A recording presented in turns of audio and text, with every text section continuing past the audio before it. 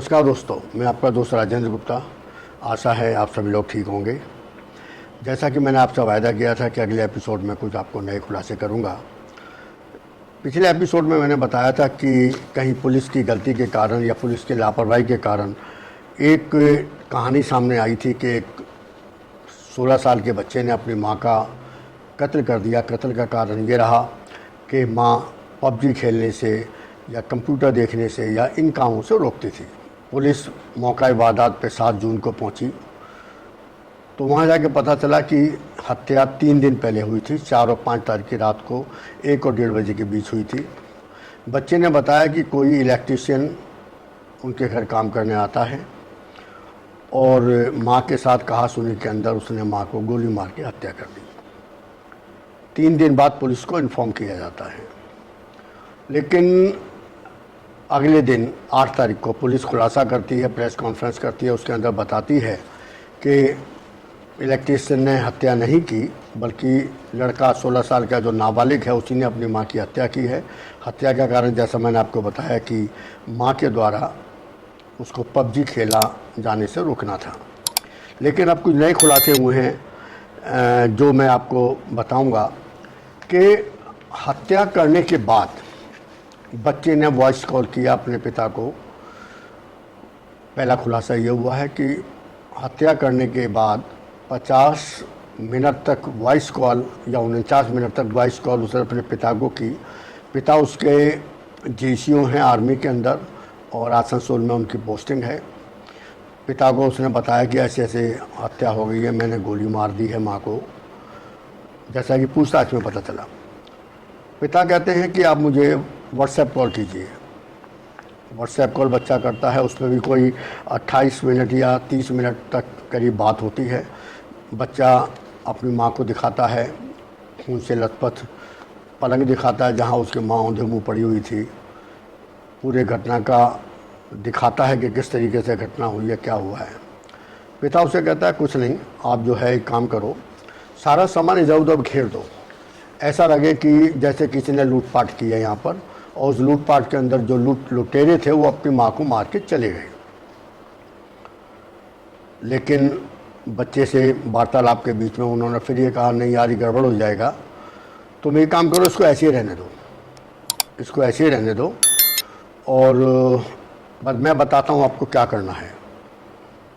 इस समय सारी घटना, सारा एपिसोड बच्चा अपने फादर को दिखा रहा था कि कत्ल हो गया है, ऐसे खून निकल रहा है, माँ पड़ी हुई है।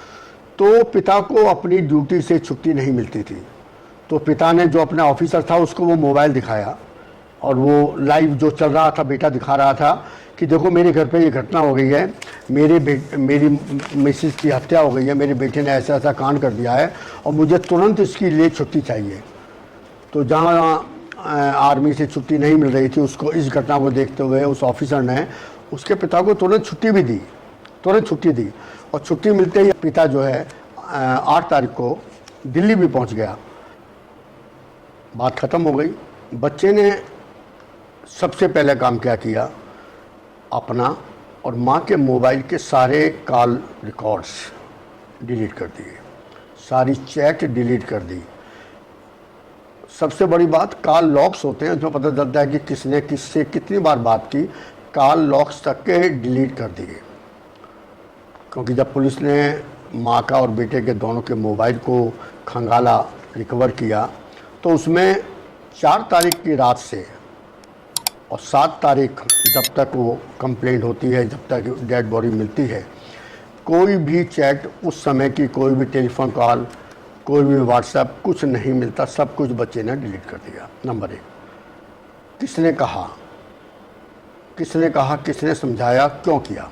अच्छा, अब अगला सवाल होता है कि रात को हत्या करने के बाद उसने अपनी छोटी बहन भागती हुई आई है, रोती हुई आई है, क्योंकि उसने, बच्ची ने जो बयान दिया है, बच्ची ने पुलिस को जो बयान दिया पुलिस की इंक्वायरी में कि भाई ने जो है, मैं सोई हुई थी दूसरे कमरे में, मुझे एकदम आवाज़ आई, पटाखे की आवाज़ आई, तो मैं भाग के गई, तो भाई ने मुझे माँ के पास नहीं जाने दिया और मुझे पकड़ के दूसरे कमरे में ले आया। मैंने पूछा क्या हुआ माँ को बताइए, तो उसने बताया भाई ने अपनी छोटी बहन को, 10 साल की जो लड़की है, कि माँ सोई हुई है, माँ की तबीयत ख़राब है, तू अपने दूसरे कमरे में चल। उसने लड़की को दूसरे कमरे में सुलाने की कोशिश की। बच्ची फिर मौका देख के उस कमरे में गई तो उसने फिर देखा कि माँ उधे मुँह लेटी हुई है। खैर बच्ची को उसने डरा के धमका के किसी तरीके से कमरे में बंद कर दिया और घर से बाहर चला गया और अपनी स्कूटी लेके किसी से मिलने गया। थोड़ी देर बाद वापस भी आया। अब बच्ची से पूछा गया पुलिस द्वारा कि भी आपको कैसे पता चला कि बहू घर से बाहर गया है, स्कूटी लेके गया है। तो बच्ची ने बताया कि मुझे बाहर जाने की और दरवाज़ा बंद करने की आवाज़ आई और मुझे अपनी स्कूटी की कोई पहचान है। रात के 2 बजे स्कूटी को स्टार्ट करता है तो पता चलता है कि स्कूटी स्टार्ट हुई है। तो वो रात को 2 बजे स्कूटी स्टार्ट करना के जाना और स्कूटी स्टार्ट करके वापस आना। और एक इनके यहाँ कुत्ता भी है, एक कुत्ता है, उसका नाम शायद मैसी है या ऐसा कुत्ता है। वो कुत्ता भी भौंकते हुए अंदर आया और वो लड़के पे भी भौंक रहा था, उस रूम को देख के भी भौंक रहा था। तो उसने उस कुत्ते को भी थोड़ा डांटा डूटा और उसे बाहर ले जाके बंद कर दिया, क्योंकि डर था कि कभी कुत्ते की आवाज़ सुन के पड़ोसी ना जग जाएं। एक ये भी खुलासा हुआ है। और तीसरा खुलासा ये कि पुलिस ने बताया कि अगर लड़का, क्योंकि माँ की मौत करीब 8 या 10 घंटे बाद हुई है, अगले दिन में 12 बजे के करीब जो है, 11 बजे के करीब माँ की डेथ हुई है। और डेथ का कारण क्योंकि गोली इधर से मारी गई थी, पार निकल गई थी, गोली ने जो नुकसान अंदर डैमेज करती हुई गोली निकल गई। तो अगर गोली अंदर रुक जाती है, जैसे मैंने पहले भी बताया था कि गोली रुक जाती है तो नुकसान पहुंचाती है। गोली क्योंकि सर फाड़ के बाहर निकल गई तो जो नुकसान दिमाग में, सर में होना था, एक बार हो चुका। उसके बाद खून बहने से उस महिला की, साधना जी की, जिनकी उम्र 40 साल थी, उनकी मौत हुई। पीजीआई हॉस्पिटल उनके घर से सिर्फ 2 किलोमीटर या 2.25 किलोमीटर की दूरी पे था।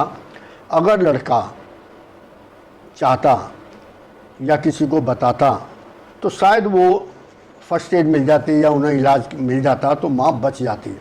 लड़के ने पुलिस को बताया कि शायद एक बार उसके दिमाग में ये आया भी कि मैं किसी को बता दूं, मेरी माँ बच जाए, लेकिन फिर उसको लगा कि डर नहीं, ये गड़बड़ हो जाएगा। लेकिन या लगता है कोई इंस्ट्रक्शंस ऐसी थी बच्चे को कि नहीं, तुम्हें कुछ नहीं करना। ये इंस्ट्रक्शंस किसकी थी, आगे खुलासे के अंदर आपको पता चलेगा। बड़ी रोचक कत्ल हुआ है, ये पूर्व नियोजित है और बड़ा एक कहानी, बड़ी बिकट कहानी इसके सामने आने वाली है, जो खुलासे अभी नए नए होंगे। स्कूटी जो बच्चा लड़का ये स्कूटी चलाता था, ये इसकी माँ की स्कूटी थी। माँ कई बार ये माँ से स्कूटी मांगता था तो माँ इसको पिटाई भी करती थी, झगड़ा भी करती थी, डांटती भी थी। स्कूटी भी एक झगड़ा होने का कारण था। करीब 25 दिन पहले साधना जी के भाई का लड़का इनके घर पर रहने आया था, जो कि करीब 15 दिन रहा। कत्ल से 10 दिन पहले वो जो है वापस चला गया। उस बच्चे ने एक बात बताई, वो शायद इससे थोड़ा सा बड़ा है उम्र में, हम उम्र है। उस लड़के ने बताया कि अपने पिताजी को बताया, जो कि बाद में 19 तारीख को साधना जी के परिवार वालों ने, उनके मायके वालों ने उनकी तेरामी की है। तो 19 तारीख के बाद जो बातें पता चली, लड़के ने अपने पिता को बताया, साधना के भाई के लड़के ने अपने पिता को बताया, साधना के भाई को बताया कि जब वो लड़का उनके घर पे रहने के लिए गया था तो ये अपनी रिवॉल्वर, अपने पिता की लाइसेंसी रिवॉल्वर लेके छत पे आ जाया करता था और वहाँ पर हवाई फायर करता था मौका देख के। तो लड़के ने समझाया कि भाई ये बड़ा ख़तरनाक है, इस तरीके से आपको ये फायरिंग नहीं करनी चाहिए। बोले नहीं, पापा ने मुझे कहा है और मैं इसकी फायरिंग करने की ट्रेनिंग भी ले रहा हूँ। एक मेरे अंकल हैं, मैं वहाँ जाता हूँ और मुझे वो शूटिंग रेंज में या जैसे भी वो सिखाते हैं, मुझे रिवॉल्वर चलाना सिखाते हैं और मैं इसकी ट्रेनिंग ले रहा हूँ और मैं प्रैक्टिस कर रहा हूँ। तो ये भी एक ऐसा खुलासा हुआ है कि जिससे पता चलता है कि लड़के को शायद जानबूझकर इस शूट आउट के लिए, या उसको 16 साल के बच्चे को अगर सिखाया जा रहा है कि आपने रिवॉल्वर कैसे चलानी है, तो ये भी एक बड़ा अजीब सा वाक़या है, एक नया खुलासा है इस केस के अंदर। और बच्ची अपनी नानी के पास है, लड़का जिसने कत्ल किया है, जो कहता है कि मैंने अपनी माँ का कत्ल किया है, वो अपने बात सुधार गृह के अंदर है, रिमांड पर है। रिमांड पर उसे लाया जाता है, इंक्वायरी की जा रही है।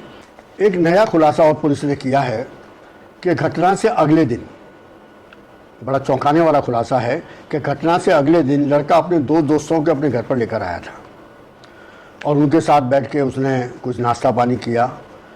फिर बच्चों ने पूछा भी मम्मी तेरी दिखाई नहीं दे रही, तो उसने अब लड़कों को लालच दिया कि मैं तुम्हें 5-10 हज़ार रुपये खर्चे के लिए दूंगा। इस तरीके से मैंने अपनी माँ की गोली मार के हत्या कर दी है और मैं तुम्हें 5-10 हज़ार रुपये, 5,000, 8,000 जो भी उनकी आपस में बातचीत हुई, वो उन्हें लालच देने की कोशिश की और कहा कि आप मेरी माँ को इस लाश को जो है यहाँ से हटाने की, इसको छुपाने की मेरी हेल्प कर दो। बच्चों ने डर की वजह से मना कर दिया। तो उसने उनको भी धमकी दी कि अगर तुमने मेरी हेल्प नहीं कर रहे हो कोई बात नहीं, अगर इस बात का जिक्र तुमने किसी को भी किया तो मैं तुम्हारा भी वही हाल करूंगा जो मैंने अपनी माँ के साथ किया है। ये बच्चों को थ्रेट किया गया, लेकिन पुलिस उनसे भी इंक्वायरी कर रही है। पूछताछ में ये बात सामने आई है। ये लड़के ने अपना इकबालिया जो बयान दिया है उसके अंदर उसने बात का जिक्र किया है। एक बात का खुलासा और हुआ पुलिस के द्वारा। पुलिस ने इंक्वायरी में बच्चे से पता किया कि पिता ने उसको रिवॉल्वर चलाना तो सिखाया, रिवॉल्वर की बारीकियाँ बताई। रिवॉल्वर के अंदर एक बार में एक गोली फायर करने के लिए एक ही आपको गोली डालनी है कि ज़्यादा गोली होंगी तो वो अटक सकती हैं, चलने में दिक्कत कर सकती हैं, ट्रिगर कई बार अड़ जाता है, तो आपको एक बार में एक ही गोली लोड करनी है। ये उसके फादर ने उसको समझाया। दूसरी बात, उसके फादर ने उसे बहुत एक महत्वपूर्ण बात समझाई कि अगर कोई कत्ल हो जाता है तो कौन सी दफ़ा लगती है, कौन सी केस, इंडियन पेनल कोड की 307 जो है इरादा कत्ल होता है, 302 जो मर्डर होता है, 302A के अंदर क्या होता है, 302B में क्या होता है, उसको कुछ बारीकियाँ कानून की सिखाई। अगर पुलिस किसी बड़े को, बालिग को, अगर वो किसी केस में बंद होती है तो जेल के अंदर क्या क्या उसमें कार्रवाई होती है, अगर कोई जेल में बंद होगा तो उसके साथ क्या क्या बुराइयां होती हैं, क्या क्या अच्छाइयाँ होती हैं, किस तरह कोर्ट में केस चलता है, क्या सज़ा होती है, उसकी कितनी सज़ा हो सकती है, और अगर उसी जुर्म को कोई बच्चा करता है तो उस बच्चे को क्या जुर्म की सज़ा होगी। उस लड़के को बताया गया था उसके पिता के द्वारा कि अगर कोई बच्चा बड़े से बड़ा जुर्म भी कर देता है, कत्ल कर देता है, सुनियोजित कत्ल कर देता है, प्री प्लान कत्ल कर देता है, तो उसकी सज़ा भी बच्चे को मैक्सिमम 3 साल होगी। ये लड़के ने खुलासे के अंदर पुलिस को बताया। और उस सज़ा के अंदर बच्चों को जेल नहीं भेजा जाएगा, उसे चाइल्ड रिमांड होम भेजा जाएगा या बाल सुधार गृह भेजा जाएगा, जहाँ पर बच्चों को सुधारने की कार्रवाई होती है, बच्चों को सुधारा जाता है, बच्चे को काउंसलिंग की जाती है, बच्चे के मानसिक कारण, जिस कारण से उसने ये किया है उसको दूर किया जाता है और बच्चे का चाल चलन ठीक होता है तो बच्चा 3 साल से पहले भी वहाँ से रिलीज हो जाता है। बच्चे को घर की तरह वहाँ रखा जाता है, घर के एटमॉस्फेयर में रखा जाता है, वहाँ खेल कूद की सुविधा होती है। उसके फादर ने बच्चे को यहाँ तक बताया। अब इन सभी बातों को देखते हुए ये बात इशारा करती है कि बच्चे को क्या इस मर्डर के लिए तैयार किया गया या इस बच्चे को इस्तेमाल किया गया उसके पिता के द्वारा। हाँ, एक बात और मैं आपको बताऊंगा कि इस बात में खुलासा हुआ है कि इस परिवार की या उस साधना जी की, जो पुलिस ने अपने डिस्क्लोजर में बताया है कि इनके घर पर 2 व्यक्ति इनके घर पे आया करते थे और 2 व्यक्ति थे। एक कोई प्रॉपर्टी डीलर है, उसका नाम जो है अभी पुलिस ने डिस्क्लोज नहीं किया है तो हम लोग भी डिस्क्लोज नहीं कर सकते, और एक नाम मैंने आपको परसों बताया था, वो इलेक्ट्रीशियन, जिसका इनके घर पे रेगुलर आना जाना था। इसके पिता जब अपनी ड्यूटी पे, क्योंकि वो तो बाहर रहते हैं, आसनसोल रहते हैं, आते नहीं घर पे, साल 2 साल में 6 महीने में जब भी आना उनका होता है। और ये लड़का जब भी वो घर के अंदर पिता की एब्सेंस में जो बाहरी व्यक्ति आते थे, डिनर करते थे, कई बार रात को रुकते भी थे, लड़का अपने पिता को अपने फ़ोन पर बताता था। पिता माँ को झगड़ा होता था पिता माता के बीच में इस इशू को लेकर के कि वो क्यों आता है, क्या करता है, कैसे आता है। तो माँ पहले माता पिता का झगड़ा होता था, फिर माँ जो है बेटे को पिटाई करती थी कि तू क्यों अपने इसको पिता को बताता है, फिर वो फ़ोन छीन लेती थी, फिर दोबारा यही हरकतें होती थी। और इस घटना के 2 या 3 दिन पहले उसकी मदर जो है 2 दिन के लिए बाहर भी किसी के साथ गई थी, 2 दिन के लिए, जैसा कि पुलिस की इंक्वायरी में बताया गया है। उस 2 दिन के बाहर जाने पर इसने अपने पिता को बताया और पिता के बताने पर माँ और पिता का झगड़ा हुआ, उसके बाद इसकी पिटाई हुई, इसका फ़ोन छीन लिया गया, माँ ने इसका फ़ोन छीन लिया और कि ये फ़ोन जो है लड़ाई की जड़ है, तो इस फ़ोन पे मेरी शिकायत करता है, ये करता है, वो करता है। तो घटना से 2 दिन पहले की ये भी पुलिस की रिपोर्ट के अंदर खुलासा हुआ है। और घर में झगड़े का कारण शायद वो 2 व्यक्ति थे, और क्या कारण था, वो 2 व्यक्ति आते थे, एक प्रॉपर्टी डीलर आता था, क्या कारण था ये मैं आपको अगले एपिसोड में बताऊंगा। फिलहाल मैं इसमें और डिस्क्लोज कर रहे हैं क्योंकि अभी पुलिस रिपोर्ट से जो पता चला है वो इतना ही चला है पता, और आगे कुछ खुलासे हुए हैं, आगे और भी खुलासे हुए हैं, मैं आपको बता रहा हूँ। जिस रात को जिस समय लड़के ने अपनी माँ का कत्ल किया, उससे पहले बच्चे ने खुलासा किया।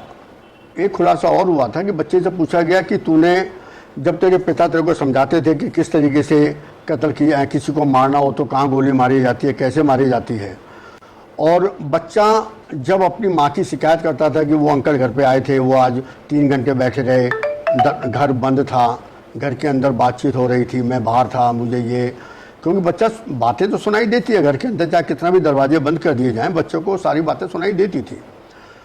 तो पिता बोला कि मैं ड्यूटी पर हूँ, मैं क्या कर सकता हूँ, और बच्चा बोला कि मुझे क्या करना चाहिए पापा। बेटे बोले आप देखिए, आप वहाँ पर हो, मुझे क्या करना चाहिए। बोला कि पापा मेरी जगह यहाँ होते तो आप क्या करते। तो पिता ने कहा कि मैं अगर तेरी जगह होता और तू मेरी जगह होता तो शायद मैं गोली मार देता। ये बच्चे ने बताया है कि पिता ने ये इतना तक बच्चे के मन के अंदर जहर घोल दिया, जो पुलिस इंक्वायरी के अंदर सामने आ रहा है। और जब बच्चे ने अपनी वीडियो कॉल करके अपने पिता को सारे घटना चक्र दिखाया, कहाँ बॉडी पड़ी है, किस तरह पड़ी है, किस तरह ब्लड निकल रहा है, तो बच्चा घबराते हुए कहता पापा मैं क्या करूं। बोले कोई बात नहीं बेटा, मैं तेरे को बचाऊंगा और मैं बताता हूं तुझे क्या करना चाहिए। जैसे कि मैंने बताया आपको कि पहले उसके पिता ने कहा कि सामान वामान फेंक दो और ये घटना ऐसा लगे कि उस व्यक्ति का नाम ले दो, इलेक्ट्रीशियन का, और ये सारा कर दो। तो उसमें भी शायद 2 था कि उस व्यक्ति को भी शिकार बनाया जाए जो उनके घर पे आता था। लेकिन फिर उनके दिमाग में आया तुम एक काम करोगे, अपना पबजी वाले गेम पे ही तुम अड़े रहो, पुलिस इंक्वायरी करे तो उनको यही बताना कि मैं पबजी खेलता था, माँ मुझे डांटती थी, मुझे गुस्सा आता था, या मुझे स्कूटी नहीं देती थी, इस बात में मैंने माँ का मर्डर कर दिया। ये एक सोची समझी साजिश है जो उस बच्चे के द्वारा या बच्चे को समझा के करवाई गई है। अब इस सारी घटना के बाद बाल सुधार गृह या चाइल्ड वेलफेयर कमेटी, जिसे कहते CWC बोलते हैं, उन्होंने एक कमेटी बनाई है जो इस केस की इंक्वायरी भी करेगी और इस केस में बच्चे की मानसिक स्थिति को वो जांचेगी, परखेगी। उसमें 2 डॉक्टर हैं, 2 वकील हैं, 2 चाइल्ड स्पेशलिस्ट हैं, 2 मनोवैज्ञानिक हैं। इस तरह की कुछ लोगों की एक कमेटी बनाई गई है जो इस केस के ऊपर काम कर रही है।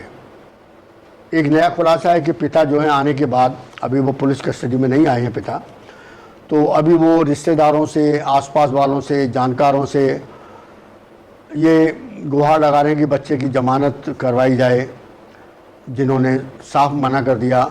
उधर लड़के के नाना नानी, जो मतलब साधना के माता पिता हैं, उसके भाई हैं, वो इस कोशिश में है कि लड़के की ज़मानत ना हो, और साथ में पिता जो जुड़े हुए हैं इस केस के अंदर, इन्वॉल्व हैं, उनकी अरेस्ट हों, वो लोग जल्दी से जल्द पुलिस की गिरफ्त में आएँ।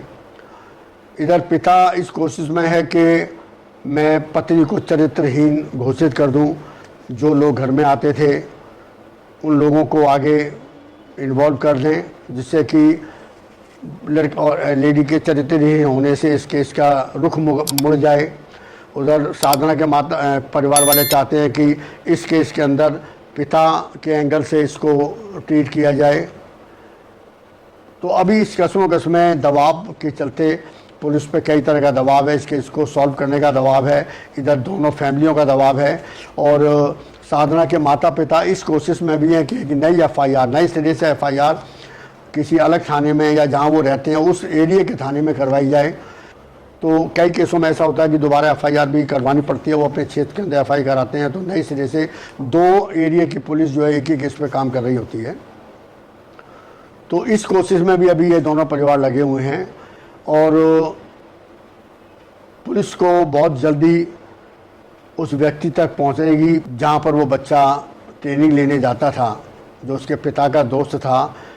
जैसा कि बच्चे ने बताया था कि मैं तो इसकी ट्रेनिंग ले रहा हूँ अपनी रिवॉल्वर चलाने की, और मेरे पिता के एक दोस्त हैं, वहाँ रिवॉल्वर लेके जाता हूँ, मुझे वो सिखाते हैं। उस व्यक्ति को अरेस्ट करने की, जो 2 व्यक्ति घर पे आते हैं उनकी इंक्वायरी के अंदर उनको शामिल करने की, क्यों आते थे, क्या कारण था, क्या रिलेशन थे, इस सभी पे अभी चर्चा चल रही है। तो आज के एपिसोड के लिए इतना। मैं बहुत जल्द आपको इसी केस के तीसरे एपिसोड में आपको अन्य बातों का जैसे मुझे पता चलता है मैं खुलासा करूंगा। आज के एपिसोड के लिए बस इतना। मैं राजेंद्र गुप्ता आपसे इजाज़त चाहूँगा और मैं एक रिक्वेस्ट करूँगा, क्योंकि हमने एक नया चैनल, हमारा न्यूज़ का एक नया सेक्शन बना है, ये क्राइम अप टू डेट का। तो हमारे चैनल को लाइक करें, सब्सक्राइब करें और बेल आइकन को दबाएं और इसको ज़्यादा से ज़्यादा शेयर करें। धन्यवाद।